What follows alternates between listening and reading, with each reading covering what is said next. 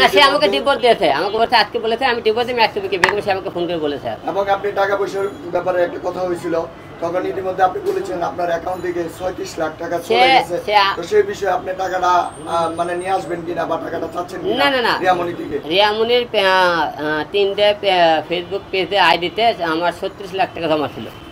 সেদুল বলে না সেটা তার অ্যাকাউন্টে জমা আছে, তার তো ফেজের উপর টাকাটা ধরা হয়নি।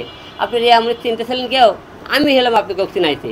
সে আজকে 10 জন চিনে কুট থাকে হিরালয়ের মাধ্যমে। ম্যাক্সিমে কেউ চিনতেছিল, সে রিয়ামণির সাথে মনিকে সম্পর্কের কাছে 2-4 জন তাকে চেনে।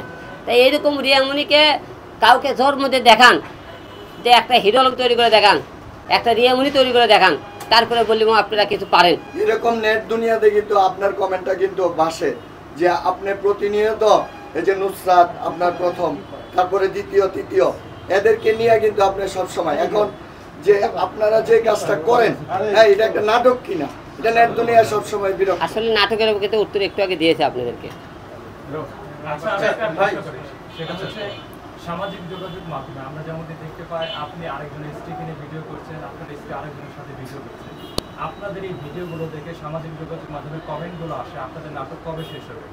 আজকে সংবাদ সম্মেলন বা কিছুদিন আগে পরে যে সংবাদ সম্মেলনগুলো আপনি করেন, এই করে আসলে জনগণকে কি বোঝাতে চান, কেন করবেন? জনগণকে এবারকে ডাকার উদ্দেশ্য একটাই যে রিয়ামণি সবাই আপনারা জানেন রিয়ামণি আর হিরো আলম এক হয়ে গেছে, তারা নতুন করে সংসার করতেছে, ওরা আবার মুখে ভালো আছে। এখন সে তো আমার কাছে না, সে আরেক দুটোর কাছে পরে গিয়ে লিপ্ত।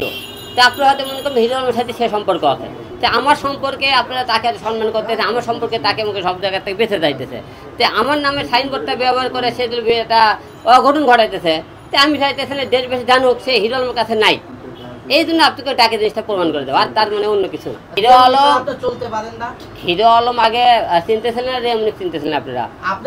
হিরো আলম চিনেছেন, হিরো আলম চিনা মানে তো হিরো আলম রিয়ামণি জন্ম দিয়েছে এই জগতে। তাহলে আমরা আপনাকে জিজ্ঞেস করব, নতুন রিয়ামণি আপনার জীবনে আবার কবে আসবে? আমি ওইটি আপনি সবাই তো দেখছি, আমি অলরেডি 19টা আমি এখানে কাজ করতেছি, আপনি দেখতেছেন না?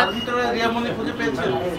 না না না, আলম ভাই, শেষ কথা বলে জনগণ, দেশের জনগণ, দেশ বিদেশের জনগণ আপনাদের কাছ থেকে কি শিখতেছে, কি বার্তা পাইতেছে? আমাদের কাছ থেকে শিখতেছে সে পরকীয়া কিভাবে করতে হয়। রিয়ামণি শিখাইতেছে যে পরকীয়া একটা স্বামী থাকা অবস্থায় ডিভোর্স না দিয়ে অন্য ছেলেকে কিভাবে পরকীয়া করতে হয়। দেশবাসীকে রিয়ামণি শিখাইতেছে পরকীয়া কিভাবে করতে হয়। এটা আপনি দেশবাসীর কাছে রিয়ামণির থেকে আপনি শিখলেন যে একটা স্বামীকে রেখে ডিভোর্স না দিয়ে সে এমনি আরেক ছেলেকে যাইতেছে, তাহলে এই মতো নিয়ে দেশের কি শিখাইতেছে রিয়ামণি পরকীয়া কিভাবে করতে হয়, কিভাবে মনে করে স্বামীকে ঠকাতে হয়, এই জিনিসটা দেশবাসীকে রিয়ামণি শিখাইতেছে। এটা কি আপনার অবদান আছে এখানে কোনো? হিরো আলম অবদান মানে হিরো আলম নামটা হিরো আলম টাইম লাইনে ব্যবহার করতেছে। আপনি এবং রিয়ামণি দুইজনে মিলে এই যে সোশ্যাল মিডিয়াতে যে মাতামাতি করতেছে, আসলে জাতি কি শিখতেছে? আর আপনি রিয়ামণির কথা বললেন, রিয়ামণির কাছ থেকে শিখতেছে, তাহলে রিয়ামণি নেক্সট যাতে এ ধরনের কোনো কিছু করতে না পারে এর বিষয়ে আপনার কোনো পদক্ষেপ ব্যবস্থা নেবেন?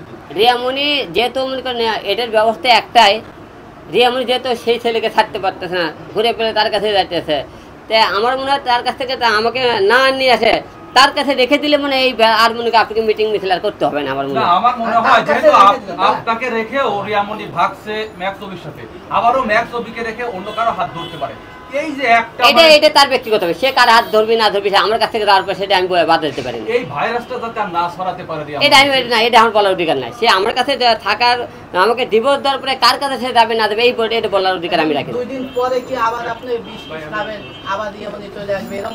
না, এটা মনে করেন এই ধরনের ঘটনা অবশ্যই ঘটবে না, কারণ